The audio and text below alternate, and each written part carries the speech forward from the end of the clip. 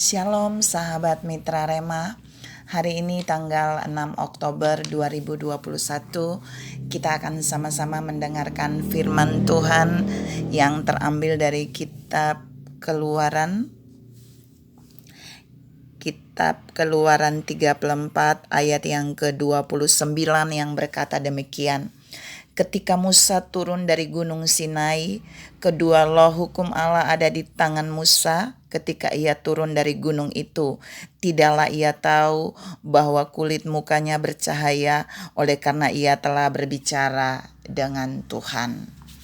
Demikianlah firman Tuhan, dan firman ini akan sama-sama saudara dan saya renungkan di hari ini yang saya beri judul Dampak Berbicara Secara Pribadi dengan Tuhan. Kalau saudara dan saya berbicara dengan seseorang yang membawa berita baik, maka wajah kita pasti juga berseri. Kalau kita berbicara dengan orang yang terus berkata negatif, maka aura wajah kita juga akan sama. Kalau kita berbicara dengan orang yang terus menghakimi, menggosipkan orang lain, wajah kita juga pasti berbeda. Nah, ketika kita berbicara dengan Tuhan, ada banyak hal akan terjadi dalam hidup saudara dan saya.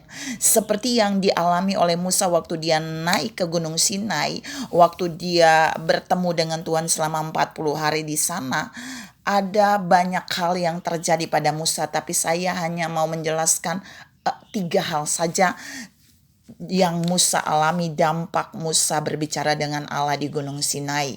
Yaitu yang pertama, waktu Musa bertemu dengan Allah di Gunung Sinai, Musa berbicara dengan Allah. Di situ terjadi keintiman antara Musa dengan Allah. Mengapa?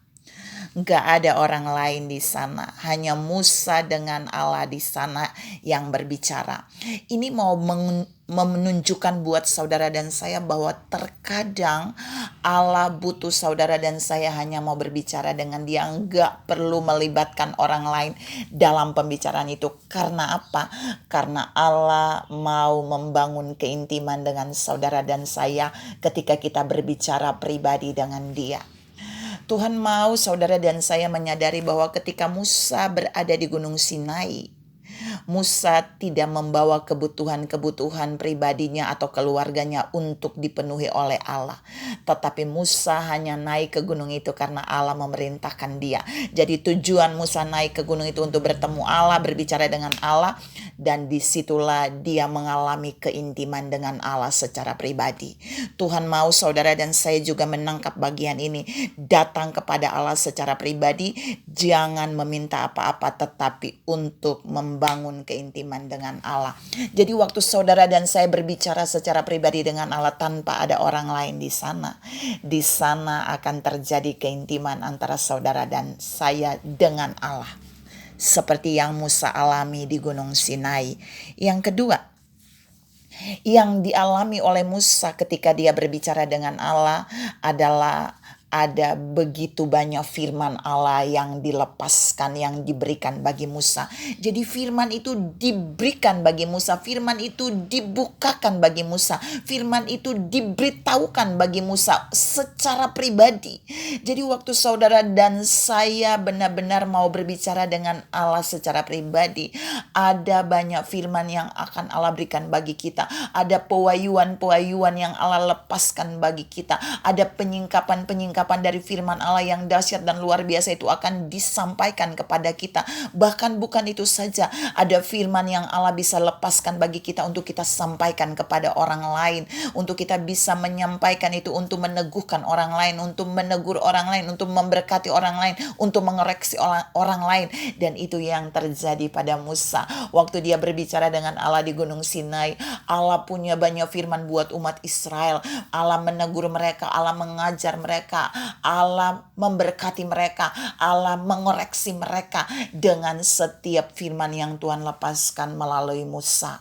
Artinya Tuhan juga mau katakan hari ini buat saudara dan saya, waktu kita bersedia membangun komunikasi, berbicara secara pribadi dengan Allah, di dalamnya Allah akan memberikan firman-firman-Nya yang luar biasa untuk kita. Dia akan menyingkapi firman itu, dia akan melepaskan firman itu untuk kita, untuk keluarga kita, dan juga untuk orang lain, dengan tujuan untuk mengajar, untuk meneguhkan, untuk mengoreksi, bahkan juga untuk memberkati kita. Yang terakhir yang dialami oleh Musa ketika dia berbicara dengan Allah adalah kulit wajahnya berubah.